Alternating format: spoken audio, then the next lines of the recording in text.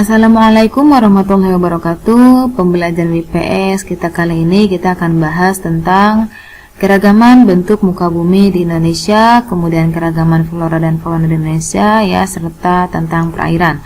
Untuk yang pertama, keragaman bentuk muka bumi di Indonesia. Keragaman bentuk muka bumi di Indonesia kita bagi menjadi dua bagian, yaitu keragaman bentuk muka bumi bagian daratan. Ini ada ilustrasi relief ya di bagian daratan, di mana relief itu adalah tinggi rendahnya permukaan bumi. Yang kedua, bentuk muka bumi di bagian dasar laut atau relief dasar laut ya. Untuk relief darat, yang pertama ada dataran rendah atau plains. Dataran rendah adalah bagian dari permukaan bumi dengan letak ketinggian kurang dari 600 meter di atas permukaan air laut. Selain itu, tidak memiliki banyak perbedaan ketinggian antara tempat yang satu dengan yang lainnya.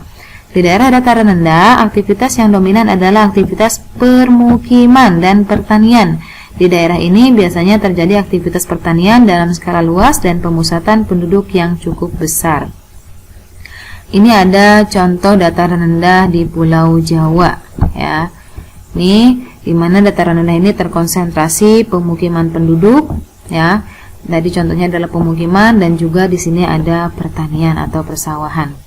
Yang kedua adalah dataran tinggi, di mana dataran tinggi adalah dataran dengan ketinggian di atas 600 meter. Pegunungan atau bukit dengan puncak yang rata juga bisa dikatakan sebagai dataran tinggi atau plato. Nah, ini dimana dataran ini hampir sama karakternya dengan dataran rendah, karena daerah ini memungkinkan mobilitas penduduk berlangsung lancar seperti halnya di dataran rendah.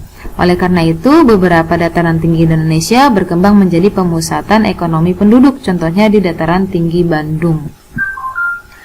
Yang ketiga, gunung. Gunung adalah suatu permukaan bumi yang menjulang ke atas dan berbentuk seperti kerucut sehingga posisinya lebih tinggi dari daerah di sekitarnya di atas 600 meter. Dan gunung ini memiliki puncak di bagian atas dan kaki gunung di bagian bawah yang dibatasi oleh lereng di sekelilingnya bagian tengah, di mana gunung ini bisa dikelompokkan menjadi dua jenis, yakni gunung aktif atau berapi dan gunung yang tidak aktif. Mungkin kalian sudah banyak mengetahuinya ya, bagaimana itu gunung aktif dampaknya terhadap kehidupan manusia. Selanjutnya pegunungan ya. Pegunungan ini adalah rangkaian dari beberapa gunung dengan ketinggian yang berbeda-beda dan berbentuk memanjang ya. Itu pegunungan.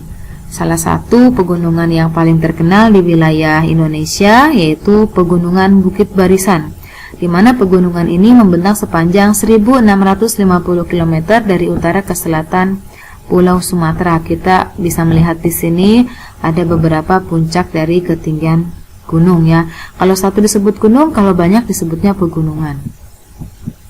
Selanjutnya ada bukit ya, sama seperti gunung dan pegunungan, bukit juga merupakan tonjolan yang ada di permukaan daratan yang tingginya kurang dari 600 meter ya. Ini contohnya perbukitan. Kemudian lembah. Lembah merupakan dataran rendah yang berada di sekitar perbukitan atau pegunungan. Sela-sela yang ada di kaki perbukitan atau pegunungan ini disebut dengan lembah. Kalian bisa melihat di sini ya. Ini gunung atau kalau banyak itu ada pegunungan dan ini sebuah lembah. Selanjutnya ada ngarai ya. Ngarai itu lembah yang dalam dan sangat sempit dengan lereng yang curam. Nah, ini contohnya ada Ngarai Sianok ya di wilayah Bukit Tinggi. Ini Ngarai Sianok. Nah, kita bisa melihat di sini, ini lembah yang cukup dalam dan ini juga menjadi salah satu destinasi wisata di daerah sana. Kemudian yang 9 ada peneplain. Peneplain adalah hasil akhir dari tenaga eksogen yang berupa erosi pluvial ya, atau air, di mana peneplain ini dataran yang terbentuk meluapnya air sungai dan endapan terjadi di daerah sini. Nah, ini dataran disebut juga dataran banjir ya. Kemudian yang selanjutnya ada pantai. Pantai adalah garis batas bertemunya tepi daratan dan lautan yang selalu dipengaruhi gelombang pasang surut air laut. Biasanya pantai ini panjangnya 0 sampai 3 meter, itu pantai. Beda lagi dengan pesisir.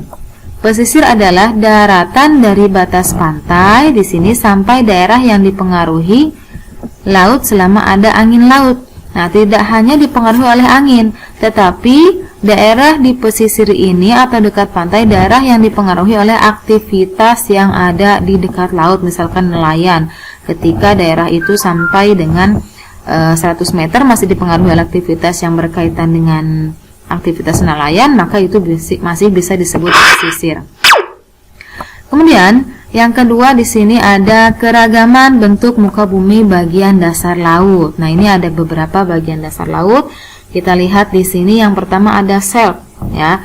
Ini dangkalan, adalah dasar laut yang melandai ke arah laut dengan kedalaman antara 0 sampai 200 meter, ya.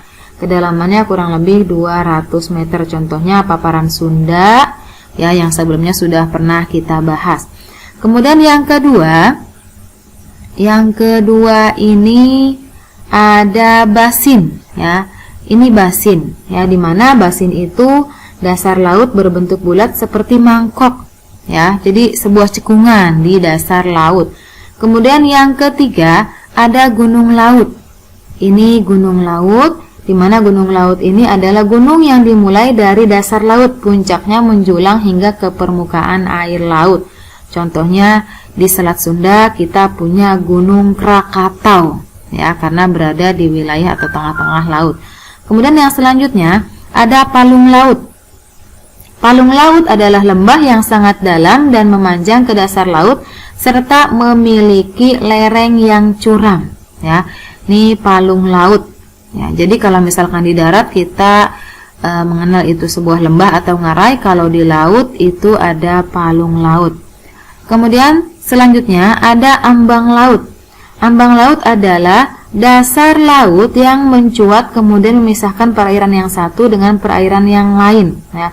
Contohnya Laut Dangkal di Laut Sulawesi yang dipisahkan oleh ambang laut yang ada di Kepulauan Talaut, ya. Sedangkan kita tahu bahwa Sulawesi itu kebanyakan adalah laut-laut dalam karena berada pada zona transisi. Selanjutnya adalah punggung laut. Kita lihat punggung laut adalah pegunungan di dasar laut yang punggungnya muncul di atas permukaan air laut, ya. Kemudian yang terakhir ada alur-alur laut, bahwa alur laut ini relief dasar laut berupa lembah-lembah sungai yang mengalami penenggelaman, ya. Biasanya letaknya ini berdekatan dengan wilayah pesisir atau pantai karena merupakan lanjutan dari aliran-aliran sungai yang mengalami penenggelaman, ya, atau akibat kenaikan permukaan air laut.